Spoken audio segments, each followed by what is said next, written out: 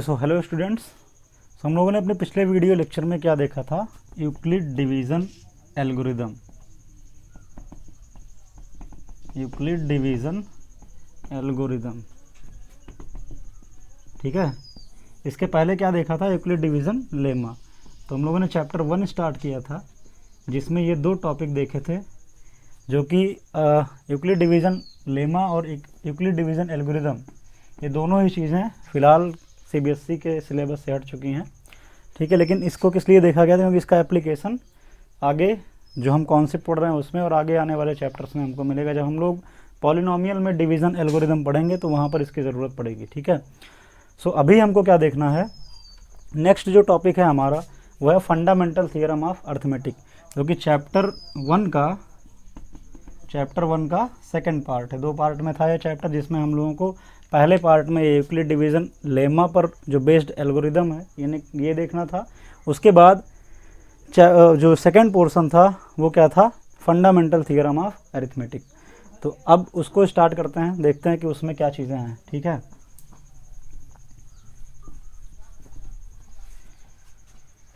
तो टॉपिक क्या है, fundamental theorem of arithmetic.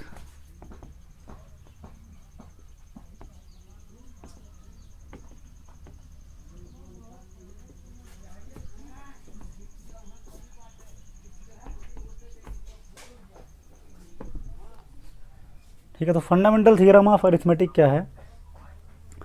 So start करते हैं इसको वहाँ से, ठीक है। जब मैंने नंबर सिस्टम पढ़ाया था तो उसमें बताया था कि कंपोजिट नंबर्स क्या होती हैं और प्राइम नंबर्स क्या होती हैं, ठीक है। कंपोजिट नंबर को हिंदी में क्या बोलते हैं, भाज्य संख्याएं, और प्राइम नंबर को क्या बोलते हैं, अभाज्य संख्याएं,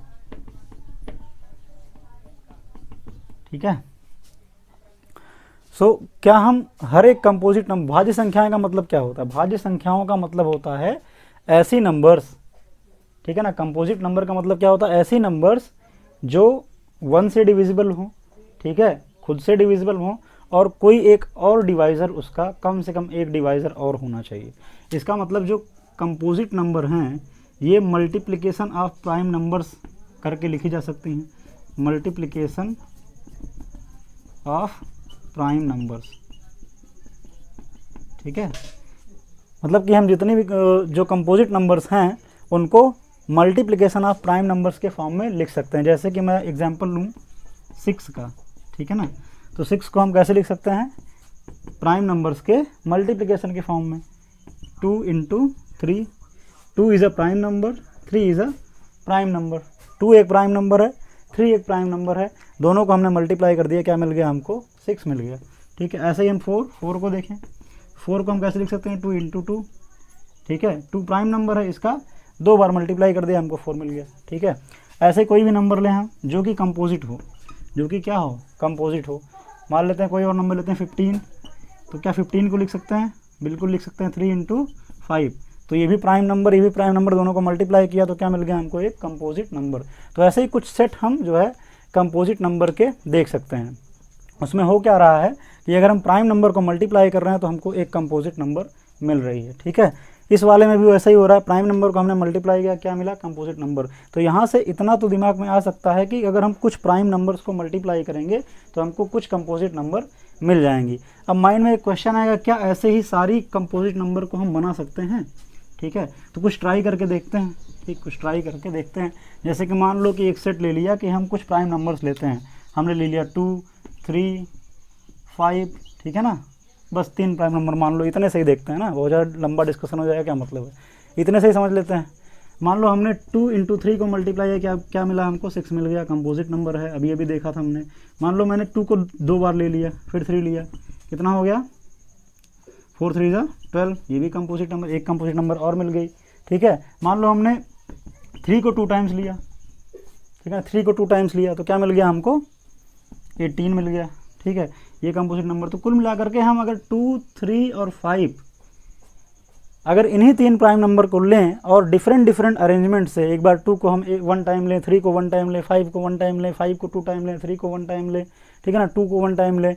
इस तरीके से अगर हम डिफरेंट कॉम्बिनेशन बनाएं तो हमको डिफरेंट कंपोजिट नंबर मिल जाएंगे, है ना। और ऐसे ही अगर हम अदर कोई कॉम्बिनेशन लें प्राइम नंबर्स का, दूसरी प्राइम नंबर लें, ठीक है ना, कुछ ज़्यादा प्राइम नंबर ले लें, तो हम क्या कर देखेंगे कि लगभग जितने भी कंपोजिट नंबर हैं उन सब को हम फॉर्म कर सकते हैं। ओके, तो इस तरीके से हम लोग क्या देखते हैं कि जितने भी कंपोजिट नंबर्स होंगी, ठीक है, अगर हम कंक्लूजन की बात करें कि फाइनली क्या है ये इस फंडामेंटल थियरम में क्या बताया गया है, तो इस फंडामेंटल थियरम ऑफ अरिथमेटिक में यही बताया गया है कि जितने भी कंपोजिट नंबर हैं, all composite numbers can be written in the form of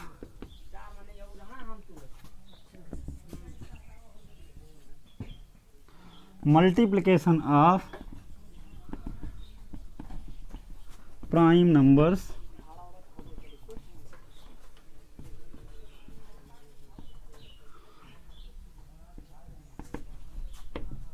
okay.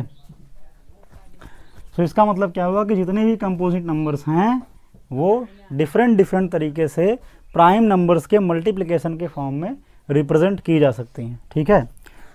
ठीक है, तो हर एक कंपोजिट नंबर जो होती है उसका एक यूनिक फैक्टर होता है। फैक्टर का मतलब क्या हुआ, जैसे मैंने लिखा था 6 को 2 इंटू 3, तो ये 2 और 3 ये बोले जाएंगे, क्या बोले जाएंगे, तो 2 और 3 को हम लोग बोलेंगे फैक्टर्स ऑफ 6। 6 एक कंपोजिट नंबर है जिसको बनाने के लिए 2 और 3 दो प्राइम नंबर को आपस में मल्टीप्लाई करेंगे तो हम लोग क्या बोलेंगे, 2 और 3 क्या हैं, 6 के फैक्टर हैं। तो वैसे ही अगर मैं बोलूं कि भाई 18 के फैक्टर्स बताओ, कौन से फैक्टर, प्राइम फैक्टर। कौन से फैक्टर चाहिए हमको, प्राइम फैक्टर। जो भी फैक्टर हम बनाएंगे वो प्राइम होना चाहिए। जैसे कि मैं फैक्टर के फॉर्म में इसको भी बना सकता हूँ ना, 9 इंटू 2, ठीक है, 18 को हम लिख सकते हैं 9 इंटू 2, लेकिन ये प्राइम फैक्टर नहीं है। क्यों प्राइम नहीं है, क्योंकि 9 प्राइम नंबर नहीं है, 9 इज़ अ कंपोजिट नंबर। तो हमको कौन से फैक्टर बनाने हैं, प्राइम फैक्टर बनाने हैं, ऐसे फैक्टर जो खुद में प्राइम हो। तो इस तरीके से नहीं लिखना है ना। तो कोई भी नंबर होती है उसके बहुत सारे फैक्टर लिख सकते हैं। जैसे कि मैं अगर लिखूँ 12 के क्या क्या फैक्टर हो सकते हैं, 4 इंटू 3 लिख सकते हैं, 6 इंटू 2 लिख सकते हैं ना, 1 इंटू 12 लिख सकते हैं, 12 इंटू 1, ठीक है, हो गया। तो इस तरीके से 3 तरीके से लिख सकते हैं, है ना। लेकिन हमको कौन से फैक्टर चाहिए, हमको प्राइम फैक्टर चाहिए, जहाँ पर प्राइम फैक्टर लेना हो। तो इसमें से कोई भी प्राइम फैक्टर नहीं है, ठीक है, क्योंकि यहाँ पर ये तो प्राइम है लेकिन ये प्राइम नहीं है, ये प्राइम है लेकिन ये प्राइम नहीं है, ठीक है ना, ये प्राइम है लेकिन ये प्राइम नहीं है, ठीक है। ये यूनिट नंबर होती है, वैसे प्राइम नहीं बोलते इसको। जब प्राइम फैक्टराइजेशन करते हैं तो हम 1 को शामिल नहीं करते, ये बात आप लोग ध्यान रखिए, ठीक है। अगर 6 के प्राइम फैक्टर लिखेंगे तो हम 1 इंटू 2 इंटू 3 नहीं लिखेंगे, हम क्या लिखेंगे, 2 इंटू 3, क्योंकि जब प्राइम की बात करते हैं तो प्राइम नंबर्स कौन है, 2 से स्टार्ट होते हैं, ठीक है, 1 यूनिट नंबर होती है। तो हमको क्या लिखना है, प्राइम फैक्टर, तो प्राइम नंबर शामिल होना चाहिए। तो हम कहाँ से स्टार्ट करेंगे, पहले प्राइम नंबर कौन है, 2, तो क्या लिखेंगे, 2 इंटू, उसके बाद देखेंगे कि क्या 2 और शामिल है इसमें, हाँ 2 से और कट सकता है, 2 इंटू 2 से कैंसिल करेंगे 6 बचेगा, 6 भी 2 से कटेगा तो 2 इंटू 2, उसके बाद क्या आएगा 3। तो ये हो गया प्राइम फैक्टराइजेशन। इसको हम लोग कैसे लिखेंगे, इसको इस तरीके से लिखेंगे 2 टू दी पावर 2 इंटू 3। तो 2 जो है वो 2 टाइम्स आया है और 3 जो है 1 टाइम्स आया है। तो इस तरीके से हम 12 का प्राइम फैक्टराइजेशन करेंगे, ठीक है।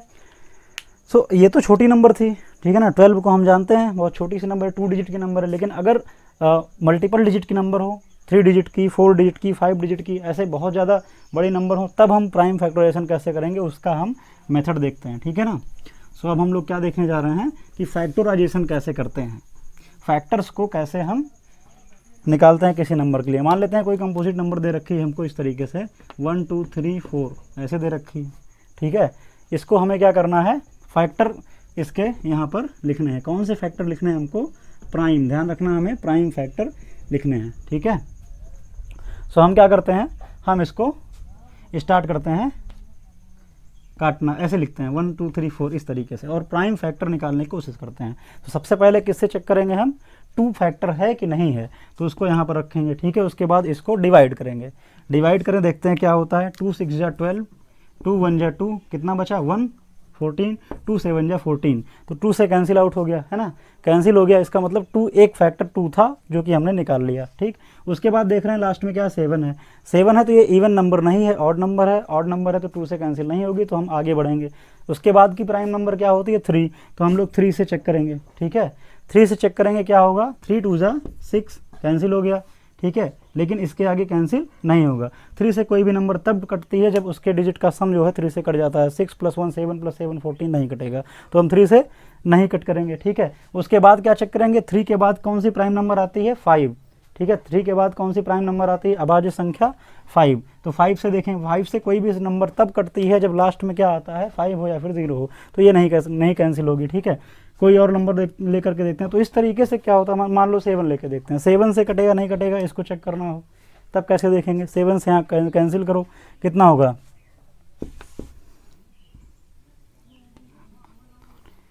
नहीं कैंसिल होगा। ठीक है, तो ये ऑर्डर होता है हमारे नंबर्स का फैक्टर निकालने का। ठीक है, पहले हम 2 से चेक करेंगे, फिर 3 से चेक करेंगे, फिर 5 से चेक करेंगे, फिर 7 से चेक करेंगे, फिर 9 से चेक करेंगे, फिर 11 से चेक करेंगे, फिर 13 से, इस तरीके से चेक करते जाएंगे, जिससे कटेगा उसको कैंसिल करते जाएंगे। ठीक है, सो ये नंबर जो हम लोगों ने ले रखी है ये हमें लगता है 13 के बाद ऐसे करते जाएंगे, ढूंढेंगे तो किससे कटेगा। ठीक है, बाद में कन्फर्म होगा। तो कोई ईजी नंबर लेते हैं, है ना, कोई ईजी नंबर लेकर के समझते हैं कि कैसे फैक्टराइजेशन होता है। मान लो हम लोगों ने ले लिया ये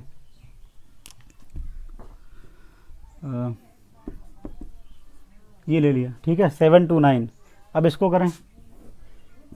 ठीक है, क्या ये 2 से कैंसिल होगा, 2 से कैंसिल नहीं होगा क्योंकि लास्ट में इवन नंबर नहीं, इवन डिजिट नहीं है, तो 2 से कैंसिल नहीं होगा, तो किससे करेंगे 3 से हो सकता है ना, क्योंकि लास्ट में 9 है। ठीक है, 7 + 2 9 + 9 18 जो है कैंसिल हो जाएगा 3 से, तो कितना होगा यहाँ पे 3 1 जा 3, सॉरी 3 2 जा 6, 1 बचा, कितना हो गया 12, 3 4 जा 12, उसके बाद यहाँ पर कितना हो गया 9, 3 3 जा 9, फिर उसके बाद 3 से देखेंगे, 3 8 जा 24, 3 1 जा 3, ये तो 3 से ही कट जाएगा, है ना, ये कितना हो जाएगा 3 2 जा 6, 21 हो गया, 3 7 जा 21, फिर कैंसिल करेंगे कितना हो जाएगा 3 9 जा 27, और ये क्या हो गया 3 3 जा 9, ये क्या होगा 3 1 जा 3। तो कैसे लिखेंगे इसको, लिखेंगे हम 729 इज इक्वल टू 3 × 3 × 3 × 3 × 3, कितने 1 2 3 4 5 6 हो गया ना, 1 6। तो इस तरीके से इसको लिखेंगे कैसे 3⁶। तो इस तरीके से हम प्राइम फैक्टर निकालेंगे। ठीक है, फिलहाल ये केवल एक ही फैक्टर से हो गया, एक फैक्टर कितने टाइम्स आ गया 6 टाइम्स आ गया।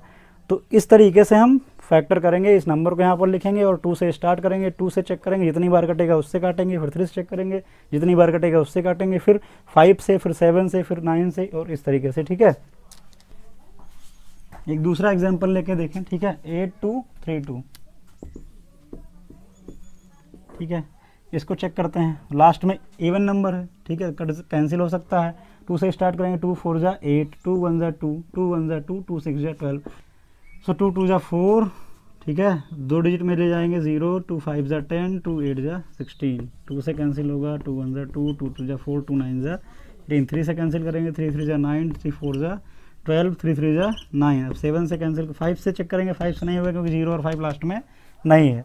5 से तब कैंसिल होगी जब 0 हो लास्ट में या फिर 5 हो। उसके बाद क्या आएगी नंबर 7, 7 से कैंसिल करेंगे, क्या होगा 7 4 जा 28, 7 9 जा 63, ओके, 7 7 जा 49, 7 1 जा 7। सो अब कैसे लिखेंगे इसको, ये फैक्टर्स आ गए, तो इस नंबर को कैसे लिखेंगे, ये कंपोजिट नंबर है, इसको लिखेंगे 8 2 3 2 इज इक्वल टू क्या होगा, इज इक्वल टू होगा जो हमने यहाँ पर किया है। ठीक है ना, जो हमको फैक्टर्स मिले हैं 2 × 2 × 2, 3 टाइम्स 2 आया है, 1 टाइम 3 आया, 7 टाइम 3 आया, 3 टाइम 7 आया। ठीक है ना, 2 × 2 × 2 × 3 × 7 × 7 × 7। ठीक है, तो ये हो गया इसके प्राइम फैक्टर। लेकिन हम लिखेंगे कैसे, हम लिखेंगे पावर के फॉर्म में। कितने टाइम्स है 3 टाइम, क्या लिखेंगे 2 टू द पावर 3 × ये कितने टाइम है 3 टाइम। ठीक है, यहाँ पर क्या है 7 3 टाइम है, तो क्या लिखेंगे 7 टू द पावर 3। तो इस तरीके से हम प्राइम फैक्टराइजेशन करते हैं किसी भी गिवन नंबर का। ठीक है ना, तो हमने यहाँ पे किया 8232 का प्राइम फैक्टराइजेशन। ठीक है, सो ये हो गया, और ये छोटी कक्षाओं में भी पढ़ रखा होगा आप लोगों ने, ठीक है, तभी तो क्लास 10th में हो। सो ये है प्राइम फैक्टराइजेशन। अब इसकी हेल्प से हमको क्वेश्चंस को कैसे लगाना है उसको देखते हैं, ठीक है। सो ये जो थियरम थी उसका क्या मतलब था, फंडामेंटल थियरम ऑफ अरिथमेटिक, उसमें ये बताया गया कि किसी भी कंपोजिट नंबर को हम यूनिक फैक्टर्स के मल्टीप्लिकेशन के फॉर्म में लिख सकते हैं। मतलब कि हर एक कंपोजिट नंबर का एक क्या होता है, यूनिक फैक्टर होता है, यूनिक प्राइम फैक्टर होते हैं, ठीक है। और उन यूनिक फैक्टर्स को देख करके, ठीक है, काफ़ी प्रॉब्लम्स को हम बहुत ही इजी तरीके से लगा सकते हैं, ठीक है। बहुत ज़्यादा हेल्प करती है मैथमेटिक्स के क्वेश्चन को सॉल्व करने के लिए ये जो प्राइम फैक्टराइजेशन का मेथड है, ठीक। तो अब हम लोग इसके एप्लीकेशन देखने जा रहे हैं कि ये जो फैक्टराइजेशन की प्रोसेस है हम कहाँ कहाँ पे कैसे कैसे अप्लाई कर सकते हैं, ठीक है। तो पहले मैं एक सिंपल सी प्रॉब्लम पूछता हूँ। जैसे कि ये एग्जांपल दे रखा है कि 4 टू द पावर n कोई नंबर है, 4 टू द पावर n कोई नंबर है। सो हमें n की वो वैल्यू बतानी है, value of n for which 4 to the power n contains 0 at end, ठीक है। सो क्या बताना है इस क्वेश्चन में, वैल्यू ऑफ n की वो वैल्यू बतानी है जिससे कि ये जो 4 to the power n number बनेगी वो लास्ट में 0, ठीक है, कंटेन करे, उसके लास्ट वाले डिजिट पे क्या हो, 0 हो। सो अगर हम यहाँ ध्यान से देखें कि लास्ट वाले डिजिट पे 0 कहाँ पर होता है, 10 में होता है, ठीक है ना, 20 में होता है, 30 में होता है। इस तरीके से अगर हम बात करें, ठीक है, नंबर्स की सिंपल सा अगर आइडिया बनाए तो यहाँ पर 5 और 2 का मल्टीप्लाई करते हैं तब 10 आता है, यहाँ पर 5 और 4 का मल्टीप्लाई करते हैं तब 20 आता है, यहाँ पर 5 और 6 का मल्टीप्लाई करते हैं तब 30 आता है। तो जितनी भी नंबर्स होंगी जिसके लास्ट में 0 होगा, इसका मतलब जितने ज़ीरो हैं उतने 5 होने चाहिए, ठीक है, उतने 5 होने चाहिए, और साथ साथ उतने ही 2 भी होने चाहिए, जैसे यहाँ पर एक 0 है, इसका मतलब यहाँ पे 1 5 और 1 2 मिलेगा, तभी तो 5 × 2 करके 10 होगा, और 10 का मतलब 1 0, ठीक है। नंबर में अगर लास्ट में 1 0 है तो इसका मतलब है कि उसके प्राइम फैक्टर में एक 5 होना चाहिए और एक क्या होना चाहिए, 2 होना चाहिए, एक 5 होना चाहिए और एक 2 होना चाहिए, ठीक है। मिनिमम एक 5 हो, 1 5 और मिनिमम 1 2, तब मिला करके 5 × 2 क्या हो जाएगा, 10।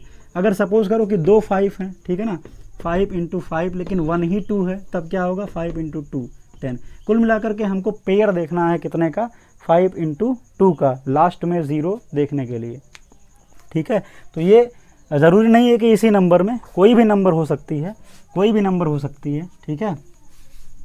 जैसे कि मैं अगर बोलूँ कि ये नंबर है, कोई भी नंबर मान लो ये है 5 × 5 × 4 × 8 × 3 × 9, ये जो नंबर बनेगी, ठीक है, ये जो भी नंबर बनेगी उसके लास्ट में कितने 0 आएंगे। मान लो ये क्वेश्चन हो 0 इन द नंबर, अगर ये कैलकुलेशन करनी हो कि कितने 0 आएंगे, how many zeros in the number, ठीक है, इस नंबर में कितने ज़ीरोज़ हैं ये निकालना हो, तब हमें क्या देखना है, 0 के लिए 5 × 2 का पेयर ढूंढना है। यहाँ पर कितने 5 हैं, 1, यहाँ पर कितने 5 हैं, 2, ठीक है। तो हम क्या लिखेंगे, 5 टू द पावर 2, यहाँ पर क्या लिखेंगे, 2 टू द पावर 2, यहाँ पे 2 टू द पावर 3, ये 3 हो गया और ये 9 हो गया, ठीक है। तो यहाँ अगर 2 को हम देखें, यहाँ पर कितने 5 हैं, 2, तो हमको कितने 2 चाहिए, 2, तो हम केवल इस पेयर को देख लेते हैं, 5 × 2 की पावर 2 × 2 टू द पावर 3 × 3 × 9, ठीक है। सो ये 5 और 2 कितना बनाएगा, 10, और 10 का स्क्वायर कितना बनाएगा, 100, यानी कि यहाँ पर कितने 0 मिलने वाले हैं, 2 0, और कोई भी पेयर नहीं बनेगा। भले कि हमारे पास 2 ज़्यादा हैं, 2 अभी 3 एक्स्ट्रा बच गए, लेकिन हमारे पास क्या नहीं है, 5 नहीं है, जो कि 10 बनाएगा, ठीक है। सो कितने 0 होंगे, 2 0। तो हमको क्या देखना है, 0 निकालने के लिए हमको 5 × 2 ढूंढना है, 5 और 2 के कितने पेयर हमको मिल रहे हैं, जितने पेयर हमको मिलेंगे उतने 0 उस नंबर में होंगे। सो इस क्वेश्चन की बात करें, इस क्वेश्चन में क्या बोला गया कि हमको क्या देखना है, 0 एट द एंड, मैं 0 की बात कर रहा हूँ, एट द एंड, ये जो 5 × 2 का हम पेयर कैलकुलेट करते हैं, ये किस लिए कैलकुलेट करते हैं कि नंबर में इंड में कितने ज़ीरो होंगे, इंड में कितने ज़ीरो, बीच के ज़ीरो से मतलब नहीं है। अगर ऐसे 105 लिखा है इसका कोई मतलब नहीं है, ठीक है। मैं इस चीज़ के लिए नहीं बता रहा हूँ, लास्ट में कितने ज़ीरो हैं इस चीज़ की बात कर रहे हैं हम, क्योंकि जब हम 5 × 2 करते हैं तो 10 होता है, ठीक है ना। 5 × 2 एक बार और करेंगे हम तो क्या होगा, 100 होगा। ये जीरोस कहाँ पे देखे जाएंगे, लास्ट में देखे जाएंगे, ठीक है, बीच के जीरो के लिए नहीं है ये। तो इस बात को ध्यान में रखेंगे कि अगर नंबर में लास्ट में ज़ीरो पूछ रहा है तभी हम इस तरीके से सॉल्व करेंगे। सो यहाँ पर क्या क्वेश्चन दिया गया है कि value of n for which 4n contains 0 at end, ठीक है, n की वो वैल्यू। तो अगर हम इसको देखें ध्यान से तो ये 4n लिखा है, 4n का मतलब होता है 2n, ठीक है। यहाँ पे क्या होगा, 2n 2 कर सकते हैं, ठीक है ना, पावर इंटरचेंज कर सकते हैं इस तरीके से। तो यहाँ पर हम देख रहे हैं कि 2 कितने टाइम्स है, n टाइम्स है। इस नंबर में 2 कितने टाइम्स है, n टाइम्स, मतलब 2 × 2 × 2 × 2, 2 ही 2 है, ठीक है, उसके अलावा और कोई भी फैक्टर नहीं है। तो लास्ट में ज़ीरो बनने के लिए क्या चाहिए हमको, 5 × 2 का पेयर चाहिए। तो 5 यहाँ पर है ही नहीं, जब 5 नहीं है तो लास्ट में ज़ीरो नहीं बनेगा, ठीक है, जब 5 नहीं है तो लास्ट में ज़ीरो नहीं बनेगा। तो इस नंबर n की कोई भी वैल्यू नहीं होगी, n की कोई भी वैल्यू ऐसी नहीं होगी जिसके लिए ये नंबर लास्ट में ज़ीरो को कंटेन करे। तो इस टाइप के जब हमको क्वेश्चन लगाने होते हैं तब हम कौन से मेथड की हेल्प लेते हैं, प्राइम फैक्टराइजेशन मेथड की हेल्प लेते हैं, या फिर हम अगर मैथ की लैंग्वेज में कहें, ठीक है, तो किस मेथड का हमको यूज़ करना होता है, फंडामेंटल थ्योरम ऑफ अरिथमेटिक का यूज़ करना होता है, ठीक है। तो ये तो एक एप्लीकेशन था इसका। दूसरा एप्लीकेशन ज़रा देखते हैं।